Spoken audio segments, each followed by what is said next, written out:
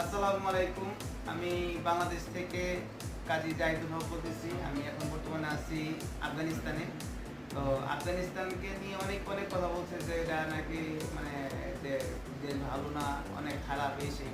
কিন্তু এখানে আসার পরে দেখলাম যে ওদের ভিতরে যে আন্তরিকতা, ভালোবাসা এতটুকু যে আমি আমাকে চিনে না জানে না, আমাকে এটা খাওয়ানোর জন্য ওটা খাওয়ানোর জন্য মানে কতবার চেষ্টা করতেছে, দুপুরে খাবার খাওয়ার জন্য, রাতে ডিনার খাওয়ার জন্য, মানে আমাকে ইনভাইট করতেছে। এ আমাকে কোল্ড ড্রিঙ্কস দেয়, এ আমাকে এটা দেয় সেটা দেয়। তো এখানে যা দেখলাম যে রাস্তার ভিতরে যে পরিবেশ, একদম প্রত্যেকটা জায়গায় শুধু পুরুষ মানুষ কর্মস্থল করে, মেয়েরা নাই বলেছিল। মেয়ে নাই, কোথাও আমি দেখিনি যে মেয়ে মানুষ। আর যদি রাস্তা দেখছি সেটা একজন মনে করেন যে বৃদ্ধ, তাও 50-60 বছর হবে। আর যদি মেয়ে মানুষ আছে তার সাথে তার ফ্যামিলি আছে বা হাজবেন্ড আছে। আর এখানকার যে ছেলেরা আছে বা যারা আছে খুব আন্তরিক, খুবই মনে হয় জমে।